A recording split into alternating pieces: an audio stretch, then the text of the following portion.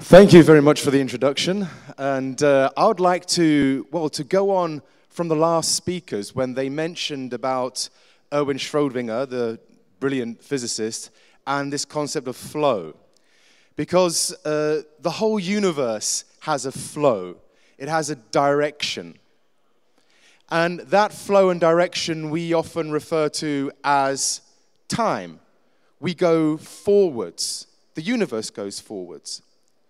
But it's not really time. What it really is a thing called entropy.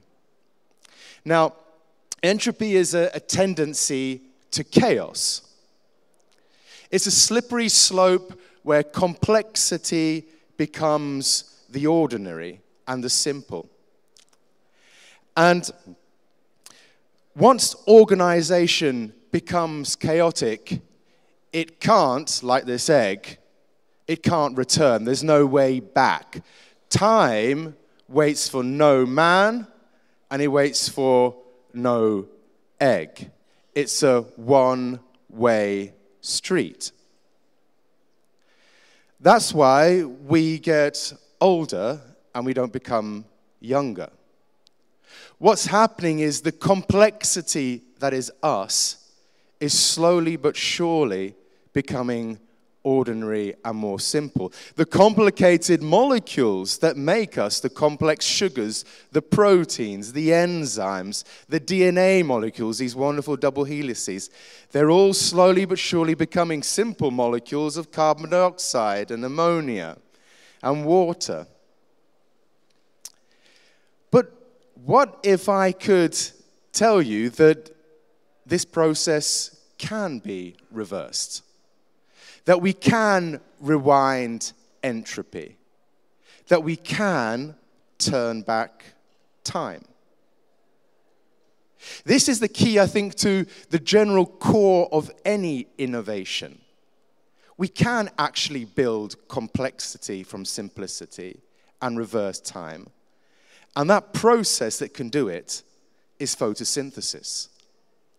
This is the key to the success of our planet, the innovation capacity of our planet.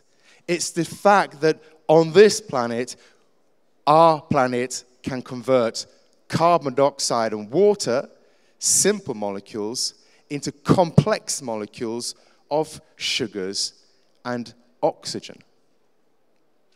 Now, this is truly an amazing feat.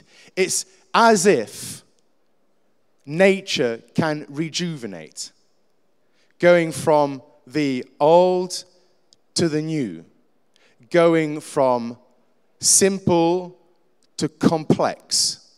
We're imparting a complexity into molecules.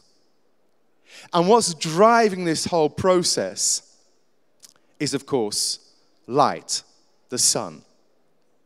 So we have a situation where we can build complexity in molecular form.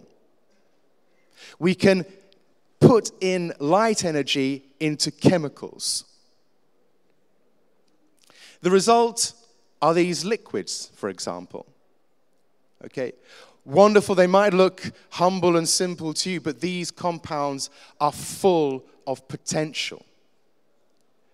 They reverse the entropic process, and within them is sunshine, energy, and complexity. Energy and complexity which we can subsequently use. On that slope downwards towards simplicity, if we can tap into that, we can innovate. Now, one of the fascinating things of our current time, despite these wonderful molecules full of potential, it's interesting to know that the price we pay for them. I think many people are rather upset to pay, let's say, 30 crowns for a litre of petrol at the pump. Nevertheless, we pay maybe 4 times more for a pint of beer.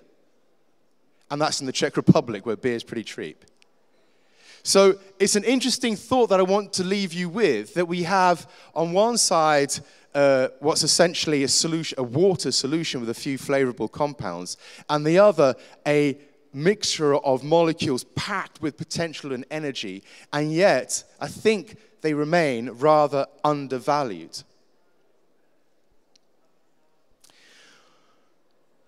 What's important are the guardians of these compounds. So we have energy, we have complexity. That means we've got capacity for innovation. And there's lots and lots of choices. Where there's energy, there's choices. And that's important, therefore, who is making these decisions and where we're making these choices. What are we doing with the sunshine that we can put into these bottles, these molecules that have all this capacity? Of course, we can just use them for fuels, and indeed we do. We combust them, we reverse the process of photosynthesis, and we gain energy, which is driving any innovation, any particular company, any venture. But that's not all. That's the beauty of it. That's the core of this system about entropy. If we have complexity, we have choice. We can obtain energy or we can do other things. Many things innovative, such as was mentioned in some previous talks and some previous suggestions. So, of course, we can look to make, let's say, polymers. Indeed, we're living through a polymer age. I do advise you all to go and have a look at the future polymer world. You can, there in the center behind you, you have the opportunity to go through a smart city of the future where we're using more and more our intelligence and our understanding of chemistry in order to harness complexity, which is built up through the natural process of photosynthesis. And these polymers have really an incredible potential. And if you have time as well, please do stop by to my seminar where I'm going to show you some of the latest technological innovations coming from these polymer ages. We can not only change the chemistry of the units that polymerize to form all sorts of different materials with properties that we require, but we can also dope into these polymer systems a variety of clever molecules. One of the things that could be, in fact, applicable to artificial intelligence is the sensory capacity of such materials. Thin films that could be reactive to all sorts of changes in the environment. These are possible through molecular chemistries which could interact with inorganic systems such as the wonderful young lady, Sophia, who sat next to me. The difference between her and I is that I am organic-based. We are organic-based. That has a flexibility. Because of photosynthesis, we can rewind back entropy and build complexity. We can react to what is around us. That's more difficult for inorganic systems. Crossing over between the two are perhaps new polymer systems which can integrate those two worlds of the inorganic and the organic. And I think in the future we're going to see a lot of that. In particular, also systems which can enable you yourself to biosense a lot of what is around you. But it's not just also polymers. We are able to look into hydrogen fuels mentioned earlier. So these same compounds that we're talking about, the product of photosynthesis, we can abstract from it hydrogen. And hydrogen can be used not only as an immediate fuel, but in the sense of fuel cells can be applied there. And also as feedstocks to help with the problem, which is also arising with our application of new polymer systems and materials, and that is the problem of what to do with the waste. So we can use hydrogen. We anticipate in the future the necessity for hydrogen to return the polymer systems back into their feedstock monomer systems. And we're building and looking forward to, with anticipation, into that future market. There's also huge potential in I think, changing our way we look after our reserves of hydrocarbons to be specific for individual cities or parts of the world and regions. Shanghai, for example, which produces a lot of cooking oil residues, we can now look at collecting those residues and generating biodiesel from them with the application of the technology and innovation which we are coming up to now. So my point is that we have the fortune on this planet to have a system which builds complexity. All of us have found a way to make use of that cycle. That's the core to any innovation. The major product, global product of that are these hydrocarbon molecules which are full of energy, full of potential. They give us choices. Where there's energy and choices, there's capacity and opportunity for innovation. And I'm happy to be a part of this talk here, this day here, where we're learning a lot about such innovations. With that, I'd like to thank you and give an opportunity. I've still got another couple of minutes for maybe some questions which you might like to direct towards me.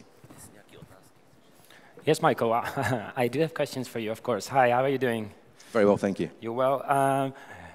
Well, I have a bunch of stupid questions, but when I was told that you're going to be here, I started to think about your job as an ambassador, as a person that popularizes very complex events in our world, right? Yes.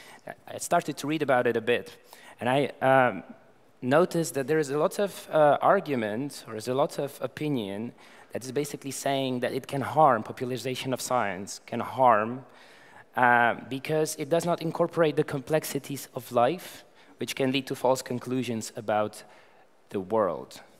What do you think about this opinion? Well, I think that's a general point which can or cannot be true. So I think it depends on the person who is popularizing that science and whether they have the knowledge to make sure that there's a decent level of truth coming forward. Doesn't happen that often? Well, I should imagine there's a whole spectrum, like anything in life. There's a spectrum of the very good to the very poor, and there'll be an average somewhere in between. And what about, my next question, what about petrochemicals? I'm a big fan of Unipetrol. As I told to the CEO today, what is the next big thing in the petrochemical industry in terms of science? Well, as I said, Unipetrol is a key organization in the Czech Republic which looks after the key feedstock of chemicals which power all of our aspirations and innovations. So this is an important company that we have to be working with to ensure that the right choices are made. Now, I alluded to there's all sorts of different choices that we can do with hydrocarbons. Okay? Up until now, we've been burning a lot of them. It's not necessarily the only choice. And I think many people do seem to think that, okay, it's for fuel. But as I said, there's huge potential in materials, there's huge potential in new polymer systems, in some of which I'm going to be talking about in detail later in the seminar. So there's all kinds of wonderful things that are possible. There's also hydrogen we can get from it. There's many different avenues to chase and look down. Mm-hmm. When you start Googling the chemistry of, what's the first thing that pops in Google search?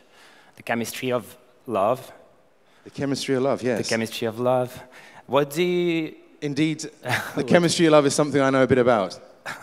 That's great. Can you define it then? Well, indeed, it's also linked to entropy. Our system, our DNA molecules which are coding us, they know very well that you're only here for a short amount of time, and they need to find the next holder of that code. So it finds chemical ways to convince you and us to find somebody to fall in love with and to produce the next generation that's going to take on that code to the next, to further on. And that's linked to the sad fact that we're not young forever, and we're eventually going to decompose into carbon dioxide and water, and we have our chance, our little 15 minutes of fame, our chance to walk in the sunshine for a few years, and then we've got to pass that on. So this is part of the system. This is this thing that complexity cannot self-maintain itself forever. And I think a key for us innovators is working how we can tap into that cycle, where on that slope we can find a use for that complexity. Because complexity, as soon as it exists, it begins to decay. So whether it be making the right choices how we use our hydrocarbons, whether it be making the right choice with whom you fall in love with, maybe making the right choice with what materials we're going to develop the next forum at Karlín. These are all choices about working out how to use complexity at the right time. Mm-hmm. Michael, thank you very much. Thank you you. For the presentation.